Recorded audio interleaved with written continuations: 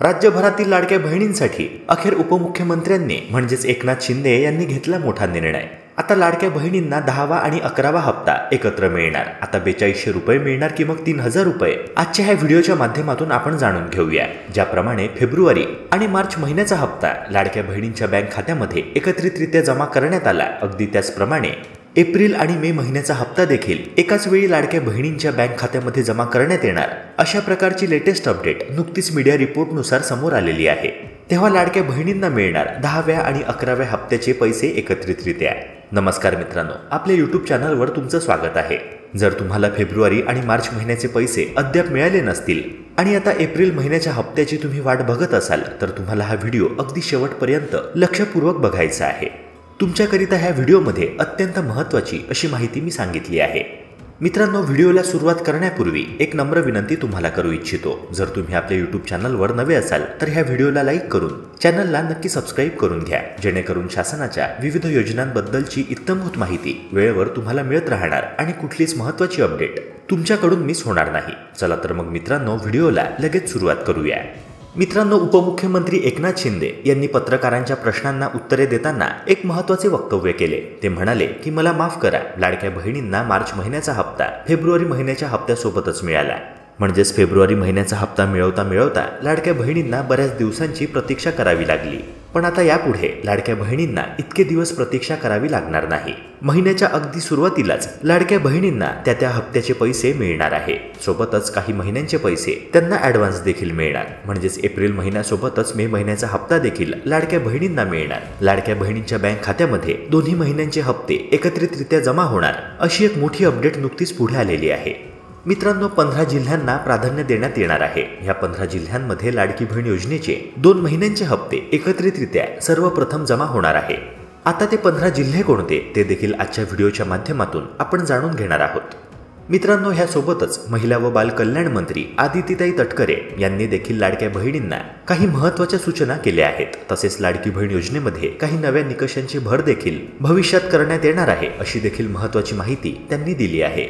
मित्रांनो, प्रशासनाकडून महाराष्ट्रातील काही निवडक जिल्ह्यांची यादी जाहीर करण्यात आलेली आहे। ह्या जिल्ह्यांमध्ये ज्या महिला आहेत, ज्या लाडकी बहीण योजनेअंतर्गत पात्र महिला आहेत, त्यांच्या खात्यामध्ये लवकरच हप्ते जमा होण्यास सुरुवात होणार आहे। सर्वात महत्त्वाची गोष्ट म्हणजे महिलांना तुर्तास तरी 3000 रुपये त्यांच्या बँक खात्यामध्ये मिळणार आहे। होय मित्रांनो, लाडकी बहीण योजनेच्या हप्त्यामध्ये तुर्तास तरी वाढ करण्यात आलेली नाहीये। त्या प्रकारची तरतूदही अर्थसंकल्पामध्ये नमूद नाहीये आणि ह्यामागील कारण स्पष्टपणे आदितीताई तटकरे यांनी दिले आहे। त्या म्हणाल्या की लाडकी बहीण योजनेचा हप्ता हा सध्या तरी 1500 रुपयांचाच असणार आहे, कारण राज्याची आर्थिक परिस्थिती म्हणावीशी तितकी चांगली नाहीये।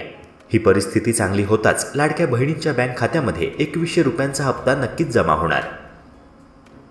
मित्रांनो, आदितीताई तटकरे यांनी हे देखील स्पष्ट केले की जे आश्वासनं निवडणुकीपूर्वी राज्यातील तमाम लाडक्या बहिणींना देण्यात आले होते, त्या आश्वासनांची पूर्तता नक्कीच आमचं सरकार करणार आहे। कोणत्याही बहिणीची किंवा जनतेची फसवणूक आमचं सरकार करणार नाही, ह्याची मी तुम्हाला ग्वाही देते, असे देखील आदितीताई तटकरे म्हणाल्या।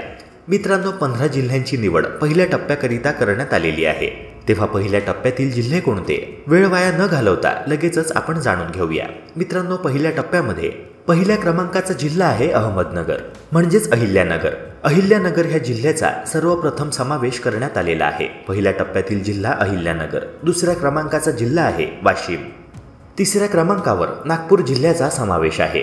चौथ्या क्रमांकावर गोंदिया जिल्हा, 5व्या क्रमांकावर गडचिरोली जिल्हा, 6व्या क्रमांकावर चंद्रपूर जिल्हा, 7व्या क्रमांकावर सिंधुदुर्ग जिल्हा, 8व्या क्रमांकावर अमरावती जिल्हा, 9व्या क्रमांकावर जिल्हा आहे धुळे, 10व्या क्रमांकावर नंदुरबार, 11व्या क्रमांकावर नाशिक, 12व्या क्रमांकावर पुणे। मित्रांनो, ह्या यादीतील 13वा जिल्हा आहे ठाणे, 14वा जिल्हा आहे मुंबई उपनगर आणि ह्या पहिल्या टप्प्यातील शेवटचा जिल्हा आहे म्हणजेच 15वा जिल्हा आहे कोल्हापूर।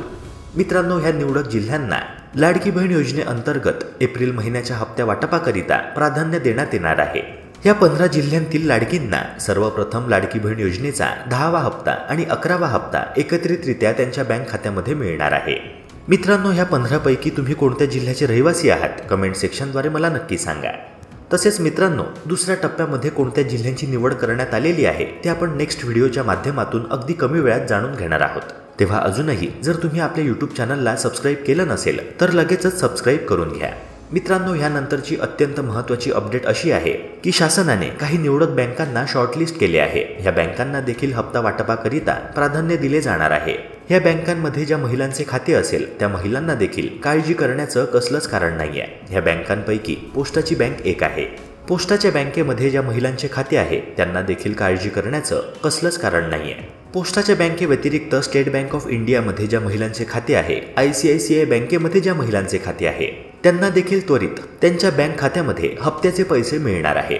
ह्याशिवाय युनियन बँक ऑफ इंडियामध्ये ज्या महिलांचे खाते आहे, सेंट्रल बँक ऑफ इंडियामध्ये ज्या महिलांचे खाते आहे, येस बँक असेल, HSBC बँक असेल, ॲक्सिस बँक असेल, सिटी बँक असेल, Canara bank, IndusInd bank, HDFC bank, IDBI bank, bank of India तसेच बँक ऑफ महाराष्ट्रामध्ये देखील ज्या महिलांचे खाते आहे त्यांना देखील हप्ता मिळवताना कसल्याच प्रकारची अडचण येणार नाही, अशी देखील एक महत्त्वाची माहिती पुढे आलेली आहे. तसेच मित्रांनो, नुकतेच प्रदर्शित झालेल्या एका अहवालानुसार ज्या महिलांचे बँक खाते पोस्टाच्या बँकेमध्ये आहे त्या महिलांना आतापर्यंत कोणत्याच शासकीय योजनांचे पैसे मिळवताना कसलीही अडचण आली नाहीये. तेव्हा मित्रांनो, शासकीय योजना कोणतीही असो, जर तुम्हाला एक अशी बँक निवडायची असेल की ज्यामध्ये तुम्हाला पैसे मिळवताना कसलीही अडचण येणार नाही, तुमचे पैसे अगदी वेळेत तुम्हाला मिळत राहतील, तर त्याकरिता तुम्ही पोस्टाच्या बँकेला प्राधान्य द्यायला हवे. मित्रांनो, पोस्टाच्या बँकेमध्ये KYCची प्रक्रिया अगदी सुलभ असते. ह्याशिवाय तुमच्या आधार कार्डाचे लिंकिंग देखील अगदी कमी वेळात होत असते. तेव्हा शासकीय योजनांचे पैसे किंवा शासकीय योजनांद्वारे मिळणारा आर्थिक लाभ तुम्हाला विनाविलंब मिळत असतो. मित्रांनो, ह्याशिवाय ज्या महिलांचे बँक खाते स्टेट बँकेमध्ये असेल, काही प्रायव्हेट बँका जसे की HDFC bank, IDBI bank, Canara bank, axis bank किंवा मग अगदी येस बँक, तर मित्रांनो ह्या बँकांमध्ये देखील पैसे मिळवताना कसलीच अडचण येत नाही. मित्रांनो, निवडणुकीमध्ये निवडून आल्या सत्ता स्थापन झाल्यानंतर लगेचच लाडक्या बहिणींच्या बँक खात्यामध्ये 2100 रुपयांचा हप्ता जमा करण्यात येणार, अशा प्रकारचे मोठे आश्वासन लाडक्या बहिणींना देण्यात आले होते. पण याबाबत अद्याप कोणताही निर्णय झालेला नाहीये. लाडक्या बहिणींना तुर्तास 1500 रुपयांच्याच हप्त्यावर समाधान मानावे लागणार, अशाच प्रकारची खात्रीशीर अपडेट नुकतीच पुढे आलेली आहे. त्यामुळे लाडक्या बहिणींना 2100 रुपये मिळणार की नाही याबाबत सर्वत्र शंका उपस्थित केली जात आहे. मात्र आता मंत्री शिवेंद्रराजेंनी याबाबत एक महत्त्वाची माहिती दिली आहे. एका कार्यक्रमात बोलताना ते म्हणाले की अनेक योजना देवेंद्र फडणवीस यांच्या माध्यमातून जनतेपर्यंत पोहोचल्या आहेत. या योजनांचा योग्य पद्धतीने लाभ घ्यायला हवा. लाडकी बहीण योजना सुरू आहे. या योजनेबाबत अनेक गैरसमज पसरवले जात आहेत, परंतु माझी सर्व बहिणींना विनंती आहे की तुम्ही कुठल्याच भूलथापांना बळी पडू नका, कोणत्याच अफवांवर विश्वास ठेवू नका. लाडकी बहीण योजना कुठल्याच परिस्थितीमध्ये बंद होणार नाहीये. जे काही 2100 रुपये जाहीर केलेले आहेत ते योग्य वेळी आपल्याला देवेंद्र भाऊ देणारच. आपला भाऊ महाराष्ट्राचा मुख्यमंत्री झालेला आहे हे लक्षात ठेवा. त्यामुळे देवेंद्र भाऊ योग्य वेळी निर्णय घेतील, तुम्हाला दिलेला शब्द पूर्ण करतील. मित्रांनो, शिवेंद्रराजे हे देखील म्हणाले की राज्य सरकार आणि केंद्र सरकारने जनतेसाठी योजना तयार केल्या आहेत, मात्र अनेक लाभार्थ्यांना या योजनांचा लाभच पोहोचत नाही. ह्या योजनांची माहिती लोकांपर्यंत पोहोचत नाही. तसेच योजनांचा लाभ कसा घ्यावा याबाबत देखील लाभार्थ्यांना माहिती नसते. यासाठी सरकारी कार्यालयात जाऊन याची माहिती त्यांनी घ्यावी आणि योजनांचा लाभ घ्यावा. मित्रांनो, ह्यानंतरची अत्यंत महत्त्वाची अपडेट म्हणजे शासनाने लाडक्या बहिणींच्या फॉर्मची पडताळणी पुन्हा एकदा सुरू केलेली आहे. तसेच अंगणवाडी सेविकांना काही महत्त्वाचे आदेश दिले आहे.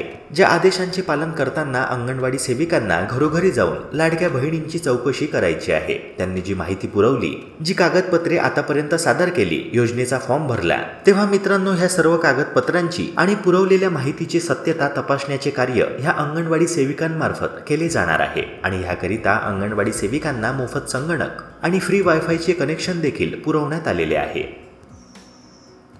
मित्रांनो, सध्या राज्यभरातील लाडक्या बहिणींना प्रतीक्षा आहे ती एप्रिल महिन्याच्या हप्त्याची. आता एप्रिल महिन्याचा हप्ता त्यांच्या बँक खात्यामध्ये कधी जमा होणार याची उत्सुकता प्रत्येक लाडक्या बहिणीला लागून राहिली आहे. मित्रांनो, नवीन हाती आलेल्या अपडेटनुसार अक्षय तृतीयेपर्यंत लाडक्या बहिणींना त्यांच्या बँक खात्यामध्ये हा हप्ता मिळणार आहे आणि सोबतच हा हप्ता एकत्रित सर्वच महिलांना मिळणार नाहीये. पडताळणी प्रक्रियेद्वारे अनेक महिलांना अपात्र ठरवून योजनेतून बाहेरचा रस्ता दाखवण्यात येणार आहे आणि अक्षय तृतीयेपर्यंत टप्प्याटप्प्यानुसार लाडक्या बहिणींच्या बँक खात्यामध्ये हे पैसे जमा करण्यात येणार आहे. महाराष्ट्रातील जिल्ह्यांना एकूण 3 टप्प्यांमध्ये विभाजित करून हे पैसे वितरित केले जाणार आहेत. मित्रांनो, दर महिन्याला अपात्र महिलांच्या संख्येमध्ये वाढ होत आहे. आतापर्यंत 13 लाख बहिणींना लाडकी बहीण योजनेतून बाहेर करण्यात आलेले आहे आणि अशी देखील धक्कादायक माहिती नुकत्याच जाहीर झालेल्या अहवालातून समोर आली आहे की येणाऱ्या 6 महिन्यांमध्ये तब्बल 53 लाख लाडक्या बहिणींना लाडकी बहीण योजनेतून बाहेर करण्यात येणार आहे। निकषात न बसणाऱ्या लाडक्या बहिणींना एप्रिल महिन्याचा हप्ता मिळणार नाहीये। मित्रांनो, ज्या महिलांचे स्वतःचे वार्षिक उत्पन्न किंवा एकत्रित कुटुंबाचे वार्षिक उत्पन्न हे 2.5 लाख रुपयांच्या वर आहे, ज्यांच्याकडे 4 चाकी वाहन आहे, ज्या महिला लग्न होऊन इतर राज्यामध्ये वास्तव्यास गेल्या आहेत, तसंच ज्यांनी 2-3 वेळा अर्ज दाखल केले आहेत, अशा सर्व महिला योजनेकरिता अपात्र ठरणार आहेत। अशा सर्व महिलांना लाडकी बहीण योजनेतून तातडीने वगळण्यात येणार आहे। तसेच एकही हप्ता त्यांच्या बँक खात्यामध्ये जमा होणार नाही। या योजनेचा एकही रुपया यापुढे अशा महिलांच्या बँक खात्यामध्ये जमा करण्यात येणार नाही, अशा प्रकारची महत्त्वाची माहिती मंत्री आदितीताई तटकरे यांनी दिली आहे। मित्रांनो, अर्जांच्या पडताळणीतून अशी धक्कादायक माहिती पुढे आलेली आहे की अशा अनेक महिला आहेत ज्या सुखवस्तू कुटुंबातून येतात, त्यांना ह्या पैशांची इतकी गरज नाहीये, मात्र तरी देखील आतापर्यंत त्यांनी लाडकी बहीण योजनेचा दरमहा लाभ घेतलेला आहे। आतापर्यंत त्यांच्या बँक खात्यामध्ये एकूण 13,500 रुपये जमा झाले। सोबतच अशा देखील अनेक महिला आहेत ज्यांनी मुख्यमंत्री अन्नपूर्णा योजनेचा देखील लाडकी बहीण योजनेसोबतच लाभ घेतलेला आहे। त्यांच्या बँक खात्यामध्ये लाडकी बहीण योजनेच्या हप्त्यासोबतच 3 गॅस सिलेंडरची सबसिडी देखील म्हणजेच एकूण 2,500 रुपये देखील जमा झालेले आहेत। तेव्हा मित्रांनो, आता टप्प्याटप्प्यानुसार अशा महिलांची नावे देखील उघड होत आहेत। आणि मित्रांनो, अशा महिलांकडून जरी एकही रुपया वसूल केला जाणार नाही, मात्र त्यांना लाडकी बहीण योजनेतून ब्लॅकलिस्ट करण्यात येणार आहे। अशा महिलांना यापुढे लाडकी बहीण योजनेअंतर्गत लाभ मिळणार नाहीये। सोबतच मित्रांनो, अशा देखील अनेक महिला आहेत ज्यांनी लग्नापूर्वी लाडकी बहीण योजनेचा फॉर्म भरला, त्यांचा फॉर्म ॲक्सेप्ट झाला आणि त्यांना दरमहा हप्ते येऊ लागले, मात्र त्यांचे लग्न होऊन त्या परराज्यामध्ये वास्तव्यास गेल्या। तेव्हा आता अशा महिलांना देखील लाडकी बहीण योजनेअंतर्गत लाभार्थी यादीत राहता येणार नाहीये। लाडकी बहीण योजनेची एक स्पष्ट तरतूद अशी आहे की सदर लाभार्थी महिला ही महाराष्ट्र राज्याचीच रहिवासी असणे अत्यावश्यक आहे, अन्यथा तिला ह्या योजनेचा लाभ घेता येणार नाही। मित्रांनो, ह्या निकषाबाबत तुमचे काय मत आहे? कमेंट सेक्शनद्वारे नक्की सांगा।